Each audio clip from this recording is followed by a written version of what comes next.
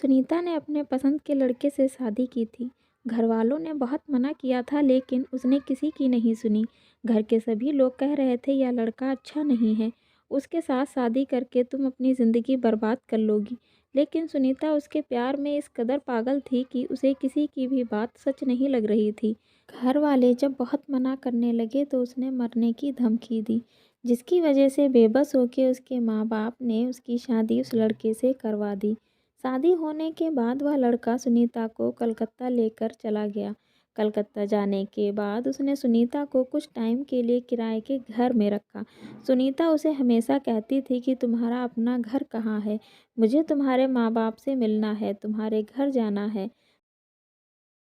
तो वह हमेशा बात को टाल देता था, कहता था मेरे माँ बाप मुझे अभी बहुत नाराज़ हैं, इसलिए मैं तुम्हें घर लेकर नहीं चल सकता। जैसे ही उनका गुस्सा ठंडा होगा मैं तुम्हें घर लेकर ज़रूर चलूँगा। सुनीता अपने पति के साथ में 3 महीने तक कोलकाता में रही। एक दिन सुनीता अपने पति के साथ में मार्केट जा रही थी। तभी रास्ते में उसके पति का दोस्त उसे मिला और वह पूछने लगा, और तुम्हारे बीवी बच्चे कैसे हैं? बहुत दिन हो गए, तुम तो कहीं दिखाई ही नहीं देते हो। सुनीता ने उस लड़के के मुंह से जब बीवी बच्चों का नाम सुना तो वह बिल्कुल ही हैरान सी रह गई और उसने अपने पति से पूछा यह कौन से बीवी बच्चों की बात कर रहा था। तो सुनीता का पति फिर से बात को टाल देता है और कहता है तुम ऐसे लोगों की बातों पर ज़्यादा ध्यान मत दिया करो।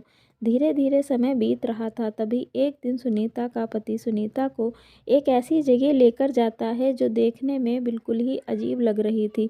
सुनीता बार बार डर रही थी और वह अपने पति से कह रही थी मुझे यहाँ से ले चलो, लेकिन सुनीता के पति ने फिर से बात को टालते हुए कहा हम चल रहे हैं, अभी मैं तुम्हें यहाँ एक बहुत अच्छी चीज़ दिखाने के लिए लाया हूँ। यह कहते ही वह सुनीता को अंदर लेकर चला जाता है। वह 2-3 औरतें आती हैं और जो सुनीता को अपने साथ अंदर वाले कमरे में ले जाती हैं।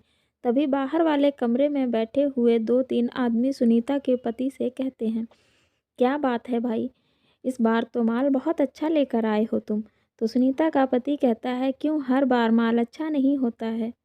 तो सब लोग हंसते हुए क्या और कहते हैं नहीं यार, माल तो हर बार ही अच्छा होता है, बस इस बार तो बस दिल खुश कर दिया है।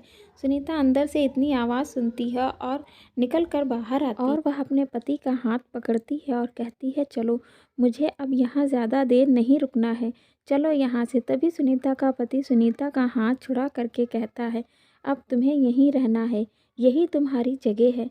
सुनीता रोने लगती है और कहती है ऐसा क्यों बोल रहे हो, मैं तुम्हारे साथ आई हूँ, तुम्हारी पत्नी हूँ और तुम्हारे साथ ही चलूँगी।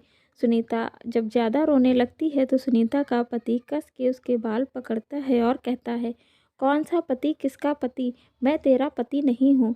वह जो शादी हुई थी वह सिर्फ एक दिखावा था तुझे यहाँ तक लाने के लिए, अब तू यहीं रहेगी। यह कहते ही सुनीता का पति उन लड़कों से कहता है यार इसको अंदर ले करके जाओ, यह दिमाग ख़राब कर रही है। सुनीता रोती हुई चिल्लाती रही लेकिन उसकी आवाज़ किसी ने नहीं सुनी। अंदर जो औरतें बैठी थी वह कहने लगी देख लड़की, अब तेरा यही घर है, यहाँ से पता नहीं अब तुझे कहाँ जाना है। अभी आंसू पोंछ ले और रोना धोना बंद कर दे। जिसे तू अपना पति समझ रही है वह पति नहीं है, वह तो भड़वा है।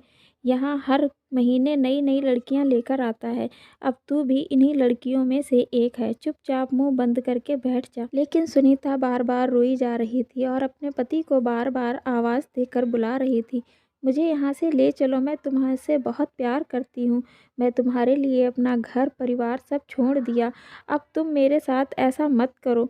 वहाँ बैठी सारी औरतें उसकी बातें सुनकर हंस रही थी और सुनीता का पति अपने पैसे लेकर वहाँ से चला जाता है।